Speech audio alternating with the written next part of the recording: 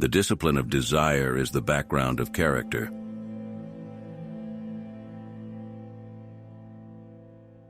The improvement of understanding is for two ends.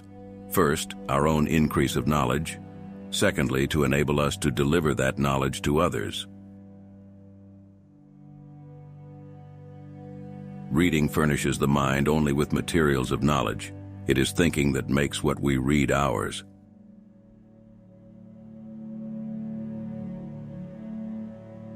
Our incomes are like our shoes. If too small, they gall and pinch us, but if too large, they cause us to stumble and to trip. The Bible is one of the greatest blessings bestowed by God on the children of men. It has God for its author, salvation for its end, and truth without any mixture for its matter. It is all pure. Fortitude is the guard and support of the other virtues. A sound mind in a sound body is a short but full description of a happy state in this world. He that has these two has little more to wish for, and he that wants either of them will be little the better for anything else.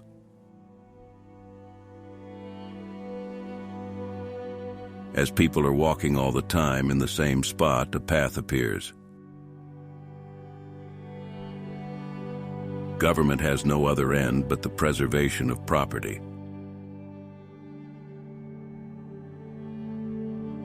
There is frequently more to be learned from the unexpected questions of a child than the discourses of men.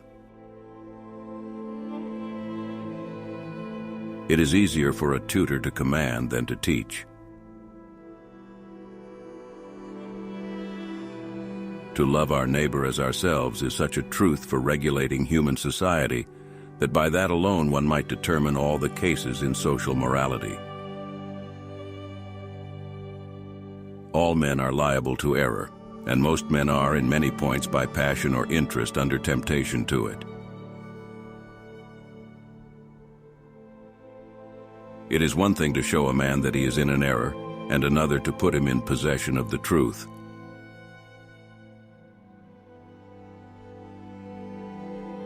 The reason why men enter into society is the preservation of their property. Where all is but dream, reasoning and arguments are of no use, truth and knowledge nothing. We should have a great fewer disputes in the world if words were taken for what they are, the signs of our ideas only, and not for things themselves.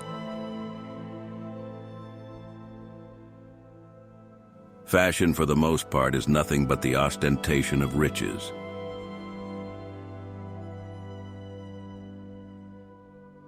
Our deeds disguise us. People need endless time to try on their deeds until each knows the proper deeds for him to do. But every day, every hour rushes by. There is no time. What worries you masters you. The end of law is not to abolish or restrain, but to preserve and enlarge freedom. For in all the states of created beings capable of law, where there is no law, there is no freedom. Education begins the gentleman, but reading, good company, and reflection must finish him. All mankind being all equal and independent, no one ought to harm another in his life, health, liberty, or possessions. Parents wonder why the streams are bitter when they themselves have poisoned the fountain. The only fence against the world is a thorough knowledge of it.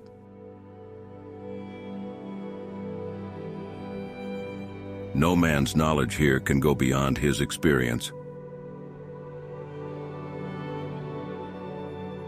Every man has a property in his own person. This nobody has a right to but himself. Things of this world are in so constant a flux that nothing remains long in the same state.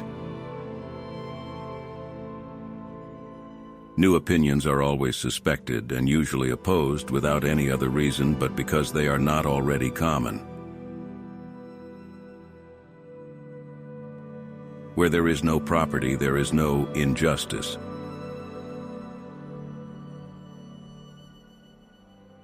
One unerring mark of the love of truth is not entertaining any proposition with greater assurance than the proofs it is built upon will warrant. It is of great use to the sailor to know the length of his line, though he cannot with it fathom all the depths of the ocean. We are like chameleons. We take our hue and the color of our moral character from those who are around us.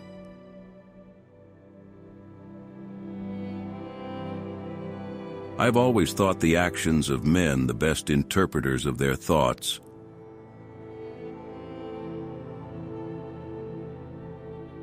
There cannot be greater rudeness than to interrupt another in the current of his discourse.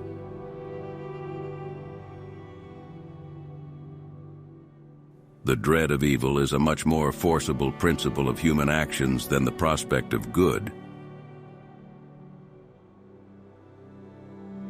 I have spent more than half a lifetime trying to express the tragic moment. Anyone reflecting upon the thought he has of the delight which any present or absent thing is apt to produce in him has the idea we call love.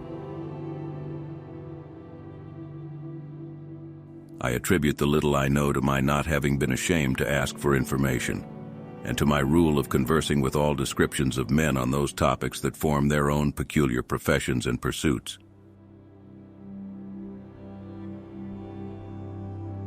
To prejudge other men's notions before we have looked into them is not to show their darkness, but to put out our own eyes.